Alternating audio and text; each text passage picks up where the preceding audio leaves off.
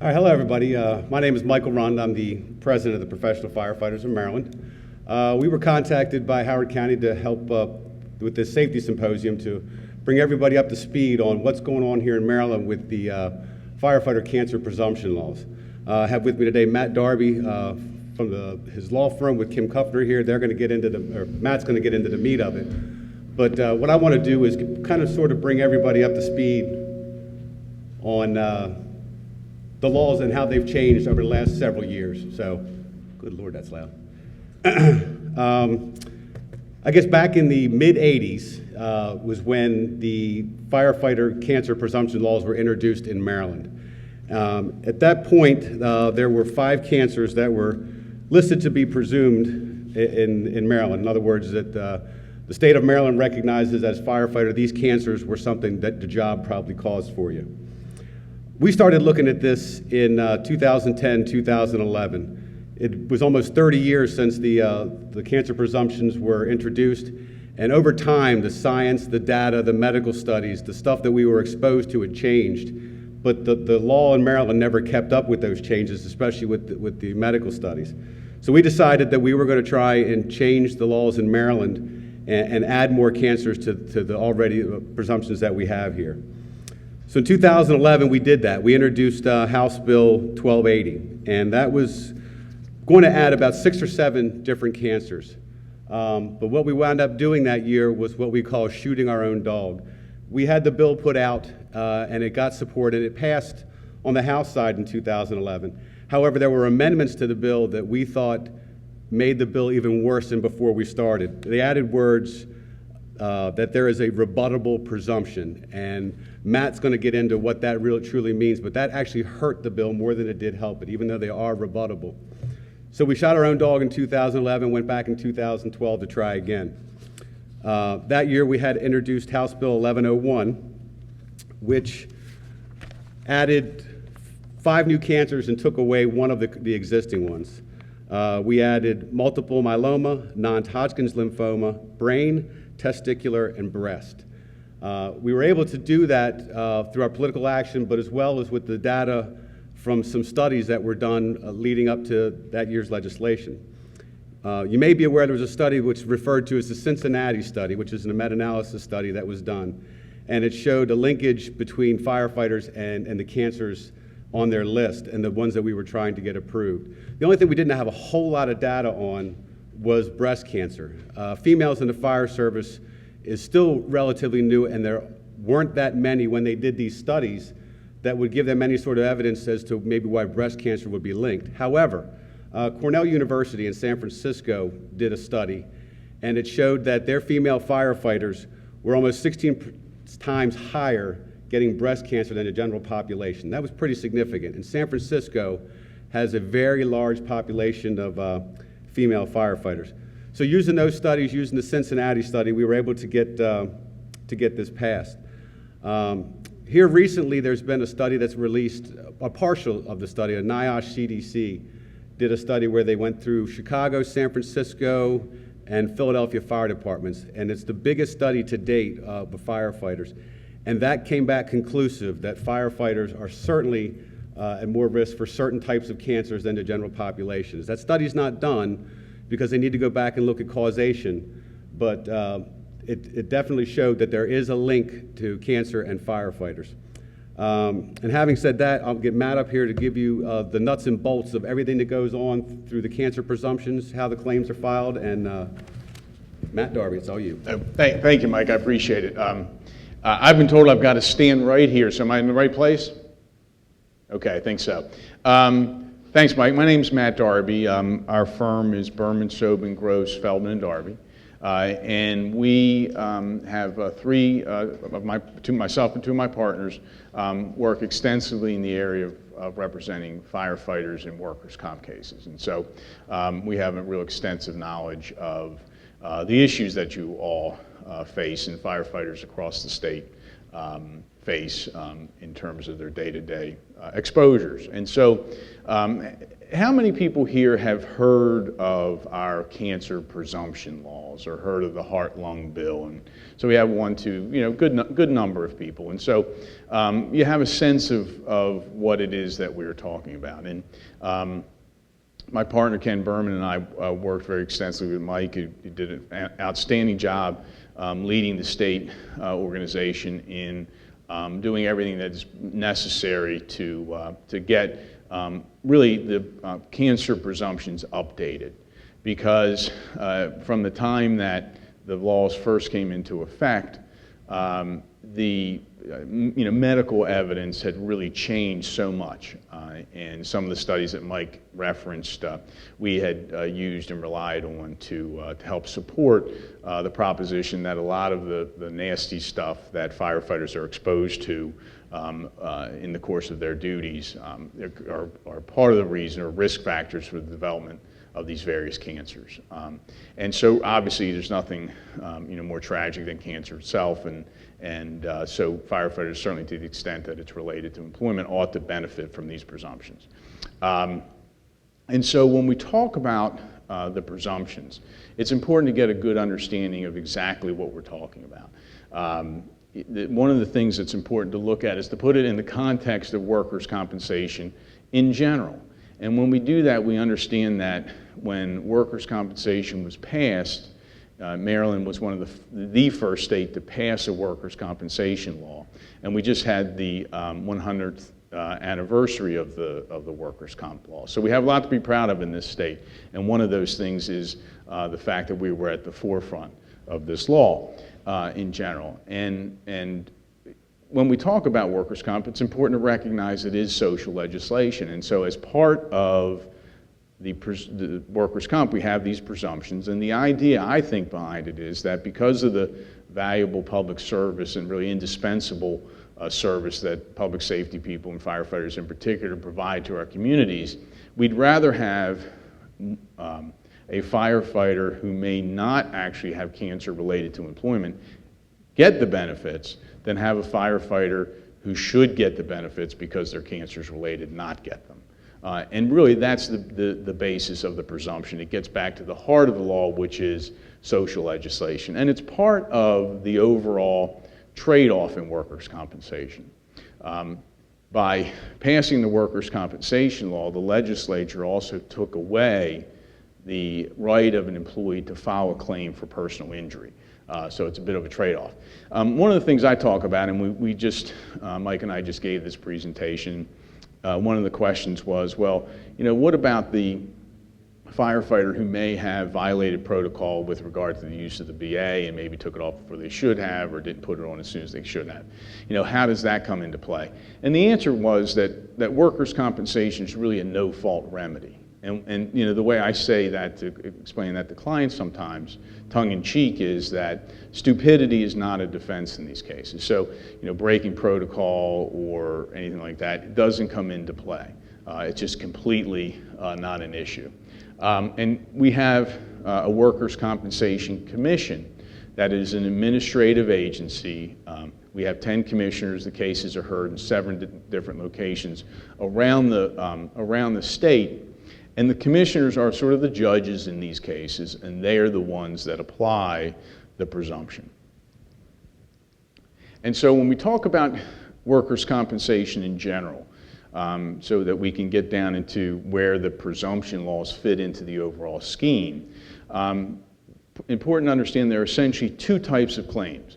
One is what we call an accidental injury. And an accidental injury is something that happens on a fire ground. We know that it happened on September 13th at 12:31 p.m. and we know exactly where it happened. And somebody broke their leg or tore a ligament or injured their back. We know exactly when it happened. There's no question about that. The other type of claim we have is what's called occupational diseases. And the first occupational disease that was recognized was silicosis, the condition caused by breathing silica dust. And that was back in the 1920s and 30s.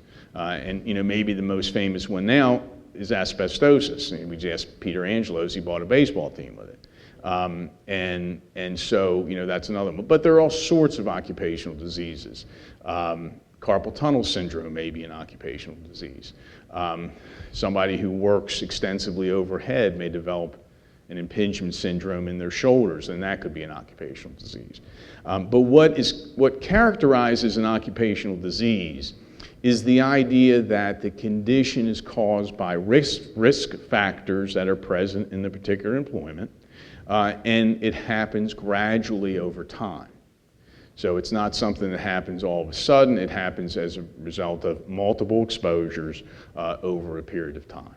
And so our cancer presumption law is part of, it's sort of a subset of occupational disease law in general.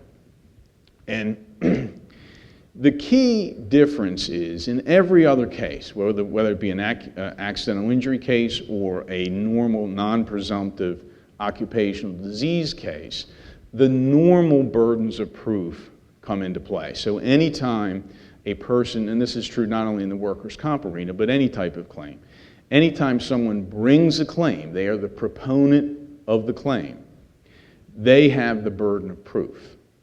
They have to, you might call it pushing the ball over the 50-yard line. They have to convince the trier of fact, the person who decides, that calls the balls and strikes, they have to convince that person that their evidence to a reasonable degree of probability is more persuasive than the evidence opposing it. So if it's a tie, then the person with the burden of proof loses. They lose. So that's a normal case. That's what we face in every other case, the person who breaks their leg, the person who has a regular occupational disease, those sorts of things. We have to prove it up. If we don't prove it, then we lose.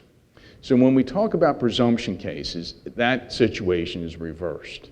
And so what we mean is that rather than the firefighter with the cancer proving that the condition is related to their employment, the department, the jurisdiction, has to prove that the condition is not related. Is not related. And at the beginning I said, one of the things that I think when we look at this as social legislation is important to understand is that we'd rather have one firefighter who may not actually have a condition caused by employment get the benefits than have one who should get the benefits not, okay?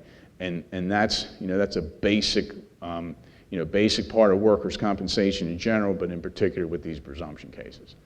And so, when we talk about these studies and the meta-analysis done by University of Cincinnati and all those, when I explain this to a client, basically what I say is this.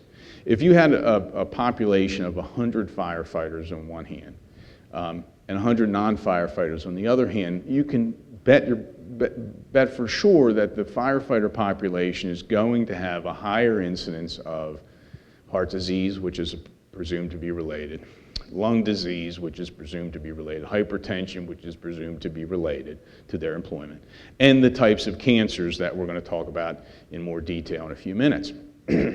And so we know that that population is going to have a higher degree of those things, the firefighter group, than the non-firefighter group. But we also know that there's going to be some of that, right, in the non-firefighter group, because some of these diseases people just get.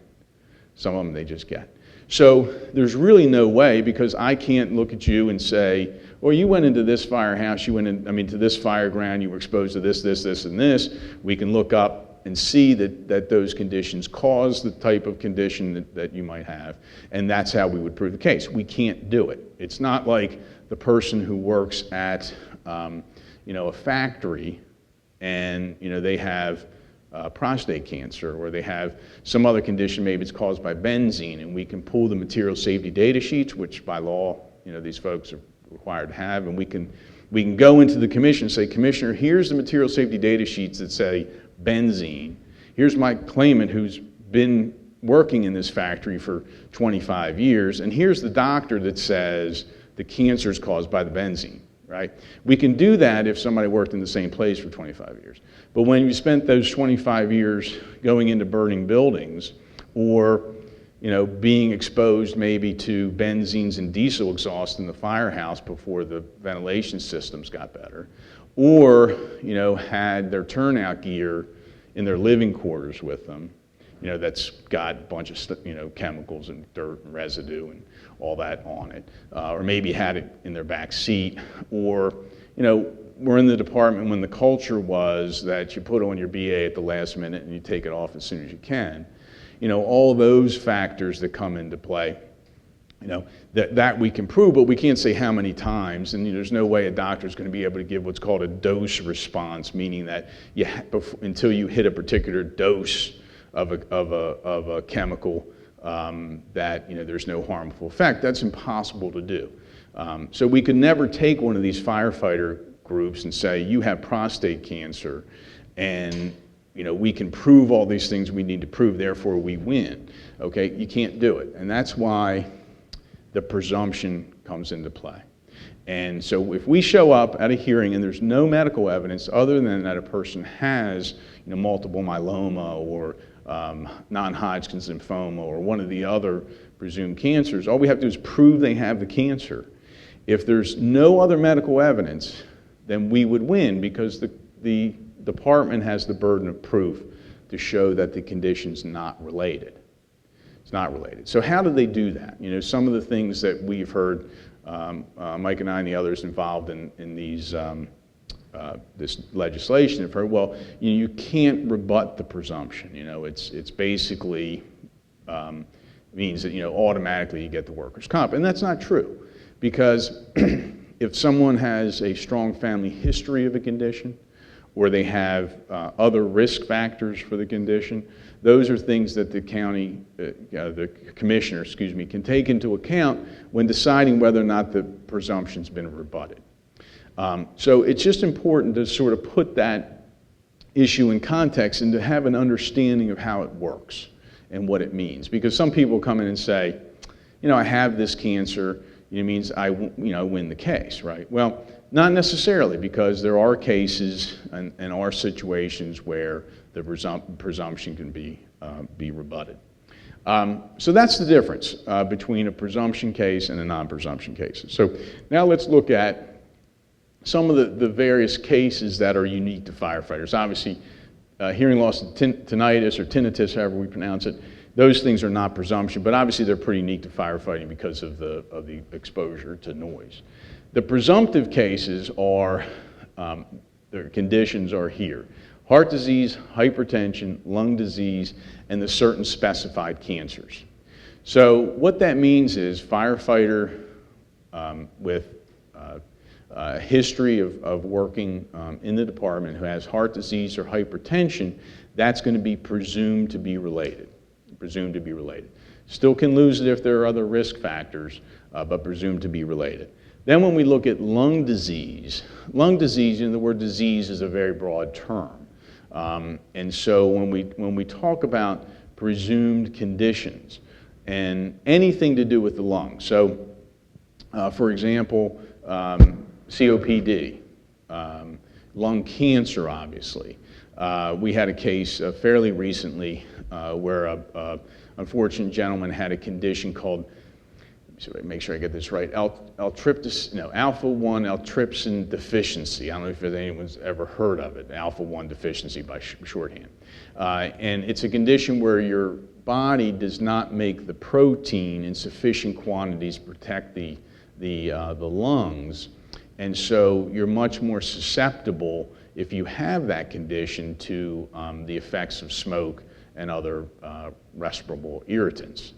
And so this fellow, a lot of people go through life not even knowing it, but there are two things that you would never want to do if you knew you had this condition. One would be smoke, and the other would be a firefighter, okay?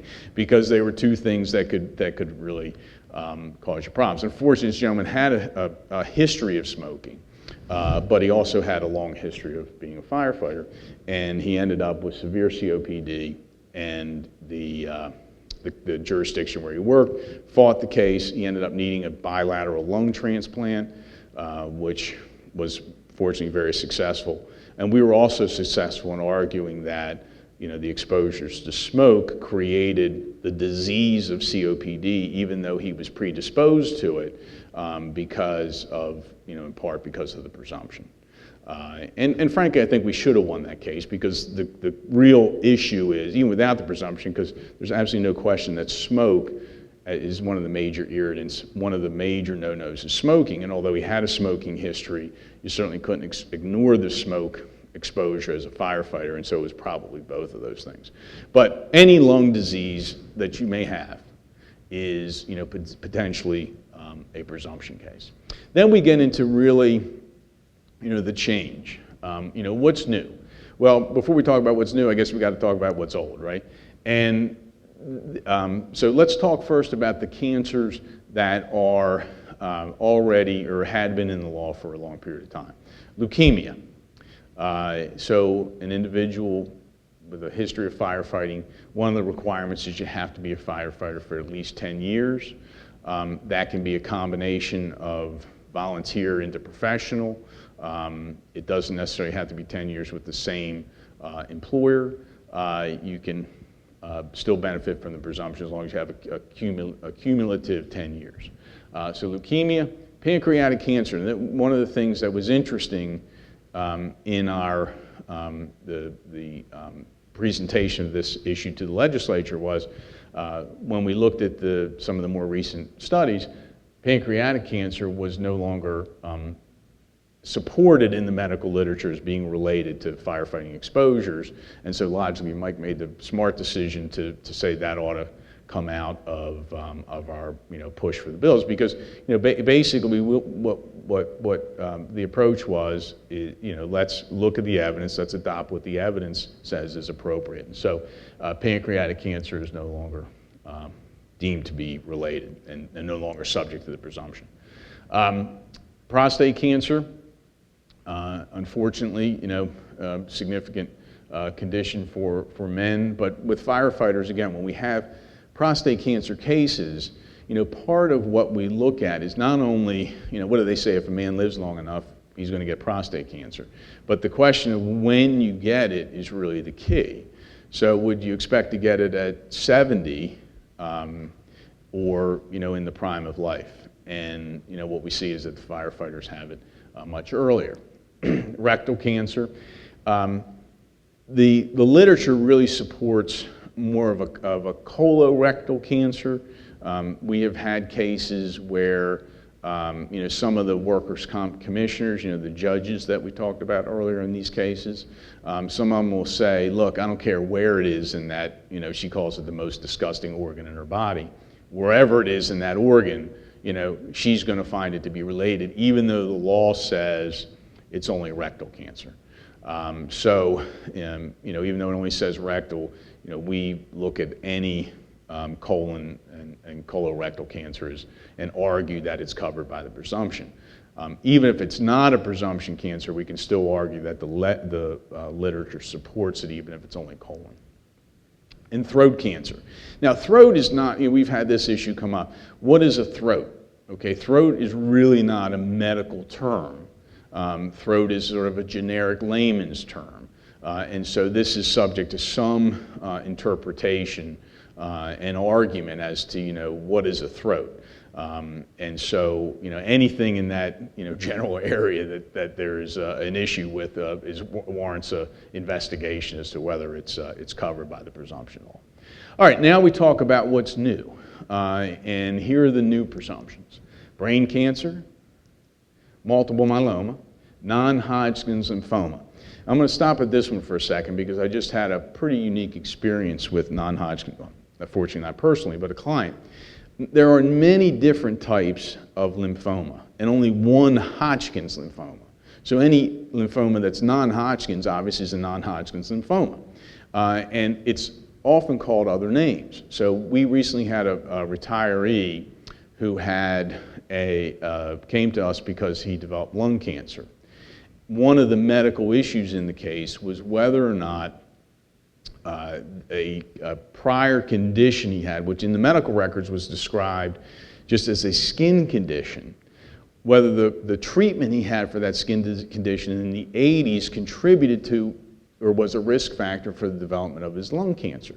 And so, I'm thinking to myself, well, I never heard this condition. So, night before I'm looking at the hearing, I get on Google, I Google it, and all of a sudden, this long name that I never heard of, the definition is a type of non-Hodgkin's lymphoma. And so I'm thinking, eureka, now, I've got a claim for two different conditions for this gentleman. Plus, I can't lose the lung cancer because the fire department's own medical in that case said that the lung cancer was caused in part by the treatment that was due to the non-Hodgkin's lymphoma. So, the moral there is anytime I come across the medical treatment, I don't really know what it is. I look it up, and maybe it's a non-Hodgkin's lymphoma. Testicular cancer and breast cancer are the other two new cancers. So any of those cases, any of those conditions are presumed to be related. So when we talk about, what is the burden, what is it that we are proving, and what does the presumption actually do? Well, what the presumption does is basically connect the dots between the exposure and the condition. And we call that causal relationship. So whenever we encounter a potential new client, the first thing that we do is we say, we need to get your medical records.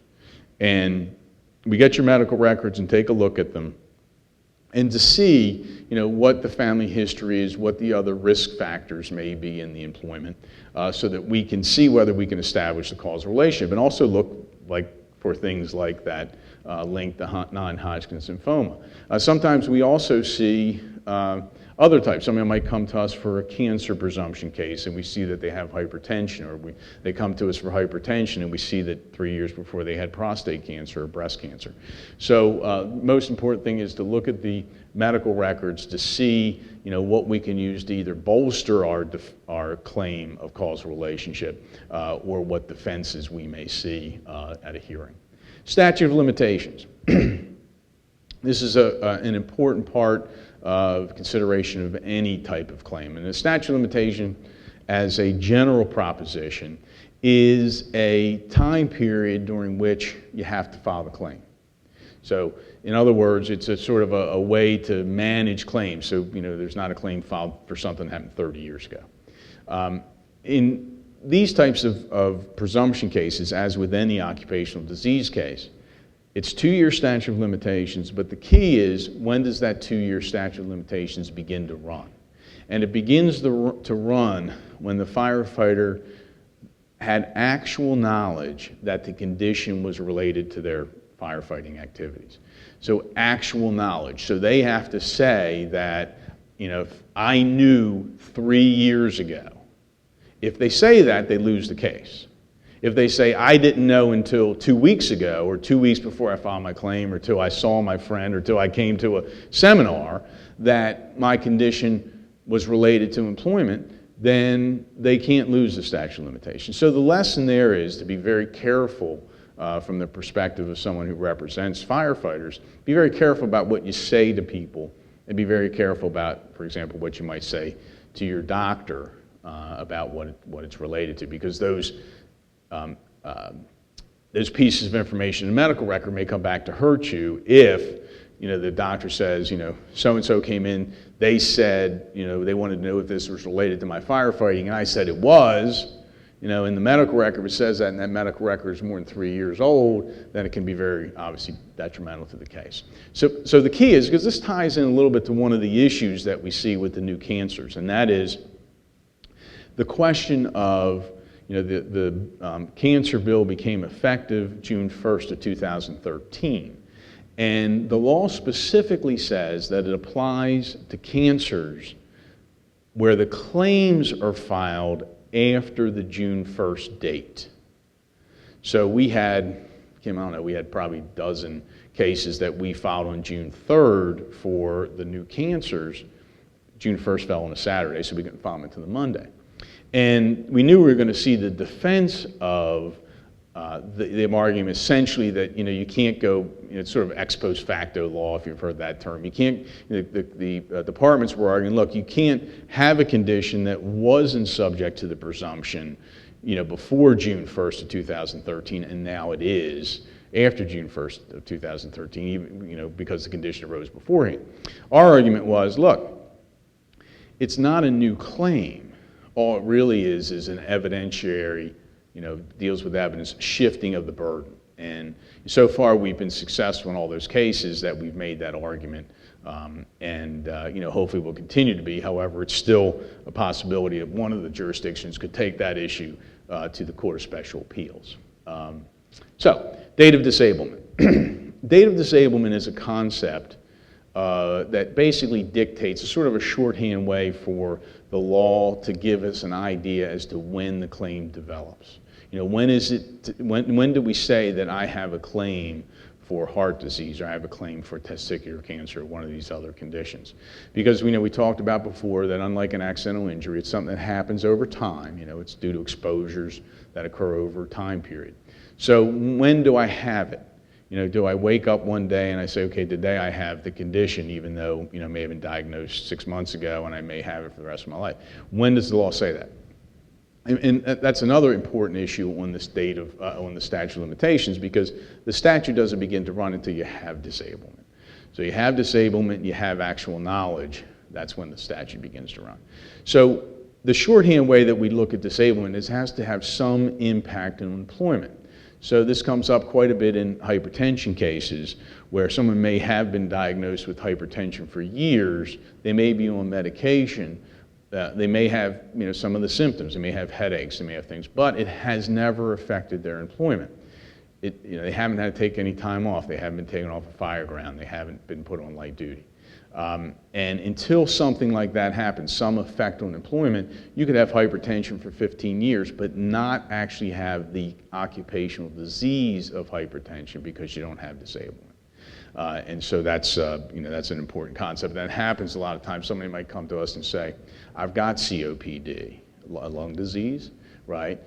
It may be no question it's related to employment, but it hasn't affected the employment yet in terms of lost time or modified duty or being taken off a fire ground short of breath, something like that. So that's a concept that we deal with as well. One of the things, we had an interesting conversation on our prior session about the idea of what is the cost of our presumptions. I mean, I don't think anybody in the world would argue that we ought to give every benefit that we could to folks that protect our safety. But on the other hand, we also have to recognize that there are some costs associated with that. And one of the things in this discussion was the fact that when we're talking about an employee, certainly in paid service, they're covered by health insurance. So if they have a condition that is related to their employment and while they're working, if it's not workers' comp, it's going to be paid by health insurance. So there's really sort of a wash there. If they're out of work for a period of time, they probably get paid sick leave, but if they file a comp case, there's workers' comp leave instead, so there's no diminution of their sick time. So maybe there's a cost factor there. The real issue in terms of the benefit to the employee is the idea of what we call permanent partial disability benefits. A benefit that the legislature has created for the benefit of public safety and all employees under the workers' comp system. When they have a permanent condition, they're entitled to these benefits.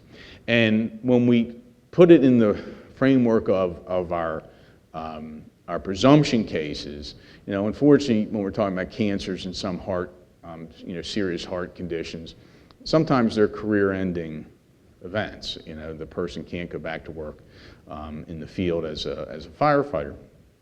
I mean, that happens. There's a pension. Or sometimes, because of the latency period of some of these conditions, they may not develop until after retirement, and you're still eligible to file a claim even if you're retired. And so the idea is that there is an offset or a coordination between the pension, any type of pension, and the benefits that a firefighter would be entitled to under the workers' comp law.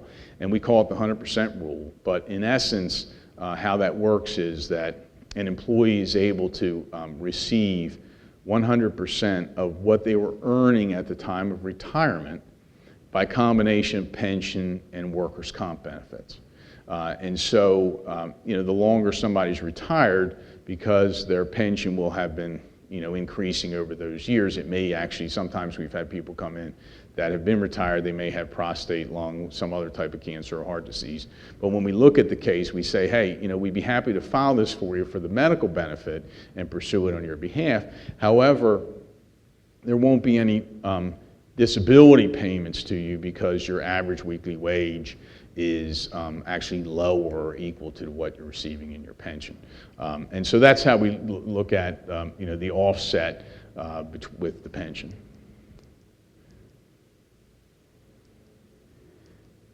And that ties into really then, what is the benefit of filing for one of these presumed cancers or other conditions? And when we look at that, the first thing is lifetime medical care. So to the extent that, like the fellow who needed bilateral lung transplants, we were able to win the case. It was appealed, it was tried on appeal, went to the Court of Special Appeals, and we won there too. And so the benefit to him is tremendous because of the out-of-pocket expenses associated with $1 million procedure, basically.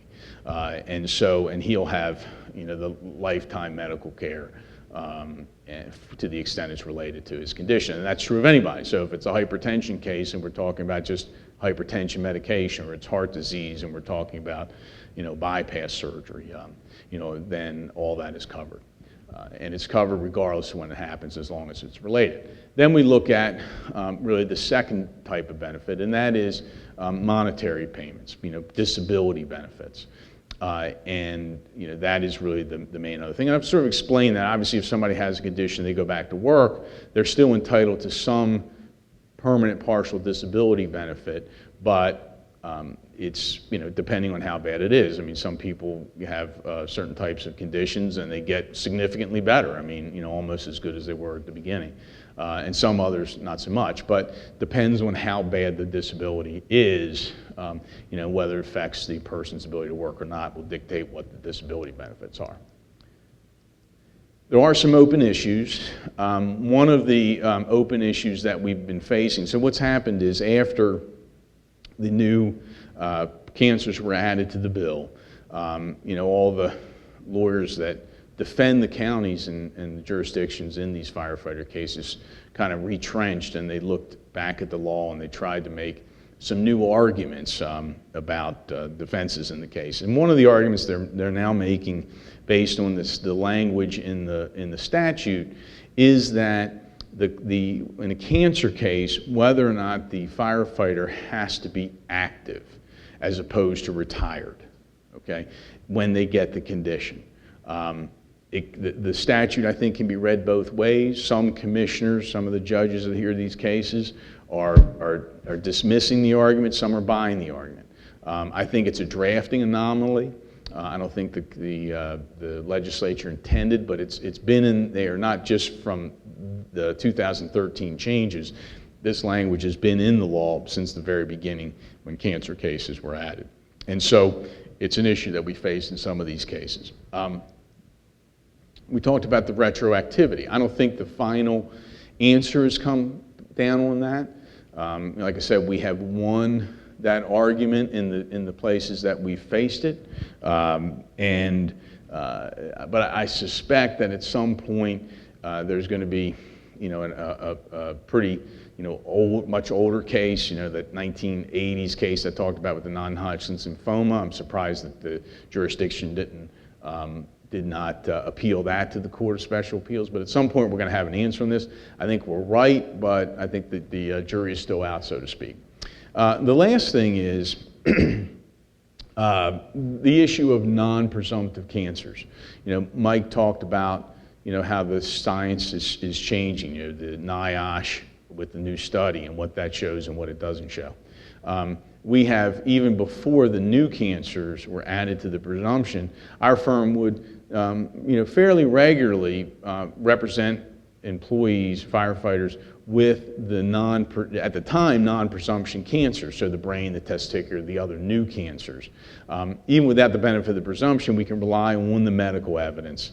And both commissioners and jurors are very favorable, obviously, to public safety employees and firefighters in particular. And by and large, we would be successful in these cases. So even today, there could be some cancers that are not under the current presumption, but as time goes by, there may be medical evidence that supports the causal relationship. And every firefighter that comes in with an issue that may need some help, we always look at that and at least get the medical records and see whether we can build an argument for them. This is just other stuff we do, a little advertising, but you got that book. One last thing, there's a charity out there. I like to give it a little plug every chance I get. The charity provides scholarships to the children of either catastrophically injured or employees that are killed during the course of their employment in Maryland. And it's great.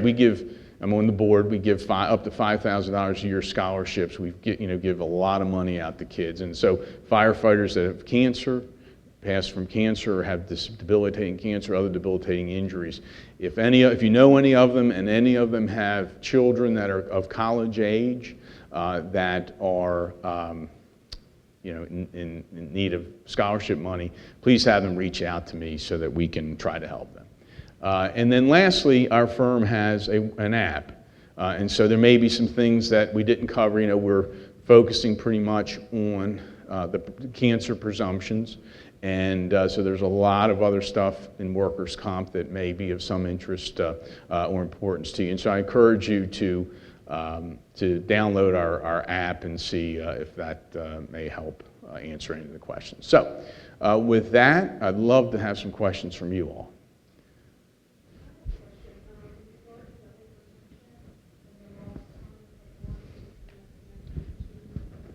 I've been asked to do this. Hang on one second.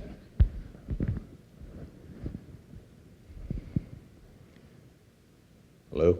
Is that on? You can tell. Let's see if it's on. I don't think it's on. Okay. Oh, there it is. Now it's on. Yeah, my question is kind of quick. I just want to know how much lost time from work, does the employee have to have in order for the hypertension claim to be connected to the job? Okay, good question. So we talked about hypertension, we talked about disablement, and that's the whole concept of when is a claim ripe, maybe one way to look at it. And essentially, it can be any impact on employment. So we've won cases where that's been an issue, even if, for example, the firefighter is on a fire ground, complains of a headache, they take their blood pressure, they see that it's elevated, they take them to the emergency room, and that's it. So they may be back to work the next trick, they're covered. That's enough for disablement. It doesn't have to be a lot of impact, just has to be some impact. Come on, there you go. When you talk about medical records, do you as your firm go and request the medical records from the doctor, or does the client have to bring you copies of their medical records? That was just a dry run. Now you get to ask it for real. As far as the client goes, do you pursue the medical records through their doctors, or does the client have to bring those medical records to you for processing? So the question is, we will do the legwork. We'll request them. And typically we get medical records in about 3 to 4 weeks. But we'll request them. Because what we find sometimes is the client very seldom gets every sheet of paper. They may get some, or they may get some. I want to make sure we have every sheet of paper, especially when we're looking at some of these things where statute of limitations may be an issue. I want to make sure we have everything. So we typically request them. And obviously there's no fee of any kind in these cases unless we're successful or expense. So. But we had a lot of questions last time, so you guys must have been sleeping like it's after lunch. That's true. So what were some of the questions that were asked last time? Volunteering and being a career at the same time. Yep. Who's going to pay for that? Okay, that was a good question we had last time. The issue of whether let's say someone is paid in one jurisdiction and volunteers in another, and part of it was whether it was concurrent, so they do both, and they're doing both at the time that they have disablement because of one of these cancers. Then what the commission typically does is will figure it out. It's like try to Solomon's wisdom or whatever, and they'll they'll find the volunteer company may be a certain percentage responsible for the benefits and the paid service, paid fire department responsible for the rest. If it's sequential, in other words, sometimes what we see is paid, they may be volunteering at the same time, or they may start volunteering after the paid service, if they retire from paid service, separate from paid service.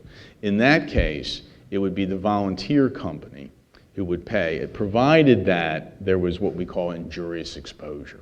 And so what happens is, in order to, because there could be multiple employers in particular situations like construction, it's more prevalent than others, but if there are multiple employers, it's the last employer where the person was injuriously exposed that holds the whole bag. And the reason for that is they don't, it's impossible if somebody had 5 different employers to say, okay, you're 17.5%, you're 30, it's just a nightmare. And part of the idea with workers' comp, it gets back to the original point on the original slide, this is social legislation. It's designed to take care of the claimant. And to have a bunch of employers fighting about who's going to pay, isn't going to help the claimant. It's just going to tie up the litigation. So let's put the money in the claimant's pocket as quickly as possible so that they don't do what? They don't lose their home, they can pay for their kids' education, they can put food on the table, which is what the law is about. And now, where we sometimes get into trouble and have problems is this: let's say somebody separates from paid service in Maryland, they retire, but then they volunteer in Pennsylvania, and they've been doing that for 5 years, and then they have a heart attack. Well, if that was paid in Maryland, volunteered in Maryland, it would be a Maryland claim against the volunteer company, provided that they had injurious exposure, so provided that they did real firefighting work. So, but if that last injurious exposure happens outside of Maryland, then, what's the deal? We argue that it should be last injurious exposure in Maryland because we're filing it as a Maryland claim. Commissioners typically say injurious exposure is injurious exposure regardless of where it occurred, and if the last employer is outside of the state, then go to that state and file the claim. Now, not every state has as good laws as we do. Or sometimes what happens is, you might, we had this case where it was a paid service, 25 years, retired, went to Hartford County and drove for 1 day a week, 9 to 5. I mean, it wasn't like, getting woken up in the middle of the night, it wasn't anything like that. 9 to 5, showed up if they had a call, he took it, stayed in, basically sat in the truck, I mean, really. And, one day he had his window open or something, instead of, some smoke got in. And that was all of his exposure. But the problem was because he was paid, the average weekly wage, which is what all the benefits are based on, was based on 1 day pay a week rather than reverting back to what he was making when he retired from Baltimore County.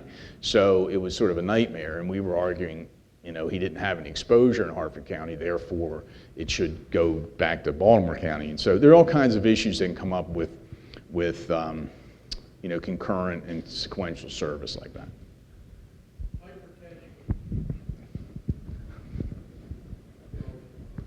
Exactly. Hypertension. You get diagnosed with hypertension, you're on medication, everything's fine, you don't miss any work, and you retire. And say that you were on medication for hypertension for 10 years. Right. You retire, then you end up having a heart attack or something that can be attributed to hypertension. Because it was diagnosed 10 years previous, way past the 2-year statute of limitation, how would that work? Yeah, and that's a great question, because oftentimes, when we have the heart disease cases, the heart attacks, sometimes people, don't have an actual attack, but they need stents or bypass or whatever, and they're retired. One of the big defenses is they're retired, and obviously the longer they're retired, the more valid that defense is. We always look for a history of hypertension diagnosed when they were active, because the two kind of do go hand in hand. So that would actually help, then you would actually have disablement. When we have a retiree, it's hard to prove disablement based just on hypertension because they're retired. Now if they were, sometimes they might retire and then go work for Lowe's or something, and then maybe if they have some problems and they can't do that, then we'd have disablement. The second part, I guess, of the question was how do we look at that with regard to statute of limitations? And two things. One is that in all likelihood, that person we're describing would not have known that the hypertension was related to work. Otherwise, they probably would have contacted an attorney, right? Now, sometimes what we'll see is when somebody comes in and they say, I have hypertension. We may look at the case and say, we don't know if there's disablement. Because let's face it, if I say to you, hey, were you ever taken off a fire ground because you were lightheaded and they found out you had hypertension and so you missed, some time or whatever. Somebody might say, I don't really remember, right? I don't know, so there might be an issue there. So we get the medical record. Sometimes we file the claim, and we'll go in and we'll agree with the department and say, let's have an order passed that says there is no disablement. That way, everybody knows the statute of limitations hasn't begun to run. In our person that we're talking about, again, if there is no disablement, so that, in our example, the 10 years of hypertension on medication, no effect on employment until the heart attack, right? And even though they're retired, it's clear, they're in the hospital, they wouldn't have been able to work. So under those circumstances, there wouldn't have been disablement until the time of the heart attack. So that's when the statute of limitations would begin to run. Okay, even if, let's say, for example, they knew that the hypertension was related to work, and so, it really still ties, since there's no disablement, it would tie down, it would go to the date of the heart attack. So, yep, it'd still be under the presumption. So that's a good question. To make clear, the presumptions apply regardless of the only time limitation. Well, there's two time limitations. One, you have to at least be in the department for 10 years. That's number one. With the heart, hypertension, and lung disease, doesn't matter when it occurs. You could be retired or not. When we look at the cancers have that little nuance in the law and that some of the departments are saying means that you have to be active. So some of the commissioners buy that, some of them don't. We went down to Annapolis, we got every scrap of paper that, in the legislative history, maybe, I guess this is being recorded because we got all legislative history, and there's good support that it means that they have to be active. But we think that's completely wrong. It doesn't make any sense, especially when you compare it to heart disease. One could make the argument that when the person leaves the department, if we recognize that the heart disease is caused by the repetitive fight-flight response, the adrenaline rushes followed by the crashes, by the sleep cycle problems, by some of the other issues that you face, just the general stress. All that leads to hypertension, all that leads to heart disease. Well, one would think that once the retirement is reached, that those things would stop, right? Now, it may be that the damage is already done and you just haven't had the event. I think that's the answer to that. But when we're talking about cancers, we know the latency period is incredibly long. So why would we, if we really want to benefit firefighters, why would we say that, with this long latency period that the person has to be active, to file? It just makes no sense. In some cases where we're close, we've talked to the oncologists, the doctors that we are familiar with, and we'll say, do you have an opinion as to when, if the cancer was diagnosed in 2014, the person retired in 2012, when do you think the first cancer cells began to develop? And based on what they know about the development of this particular type of cancer, they may be able to say that the cancer cells developed before the retirement. And if we get that, at least it gives the commissioner something to hang their hat on to say, the active argument, they're not going to buy it. And so, we just kind of have to see with that. And maybe something we can address legislatively, hopefully down the road. You actually hit on most of the question that I had. As Suppose that happens and someone, say, firefighter for 30 years in Maryland, and then they retire, say 10 years, they move to Pennsylvania, let's say, and then something comes up like that. Is there a statute of limitations for that? If you can say that probably the 30 years of doing this profession led up to this event 10 years after retirement. Right. I know this is for Maryland, but if that individual lives in, say, PA or another state, Right. would they Did still they apply? volunteer in that other state No. after retirement? No. Okay, they just live in the other Just state. lived in another state. You can live in Timbuktu. If you work in Maryland, you're covered in Maryland. And so, if the only issue would be is if I guess it's, some people may have paid in Maryland and then paid outside of Maryland. But most of the time, what we've seen is the scenario where they're paid in Maryland and volunteer in Pennsylvania. And if that happens, the question is one of not really statute of limitations, it's one of causation. Now I can say this, when we talk about statute of limitations, the reality of it is it's very hard for us to lose that, okay? Because unless the employee that gets on the stand and says, I knew more than 2 years before I filed the claim that my cancer was related to my employment, or I knew my hypertension, or I knew my heart disease was related to employment. Unless they say that on the stand, or unless it's in a medical record. Patient comes in, he's a firefighter for 30 years, he has lung cancer, and he wants to know if this is related to his employment, and I said yes. Okay. Rare, but sometimes doctors are pretty detailed. They might put that kind of detail in a medical report. That medical report is more than 2 years before the claim is filed, could be a problem, in the statute of limitations. But in essence, the statute of limitations for, getting back to it, social legislation, statute of limitations defense for employers is very difficult to prove, very difficult to prove. So that example, probably not a problem. I wouldn't think that it would be. We do get into some issues of the pension, because I don't know if you were here when we talked about the 100% rule, but you can get, in combination of workers' comp and pension, you can get 100% of what your average weekly wage was at the time you retired. So, most people, if they're retired 10 years, they're, depending on how many years they had in and what their pension started at, their pension may be inching up towards what they were earning at the time they retired, in which case there's no gap there and there's no ability to get benefits.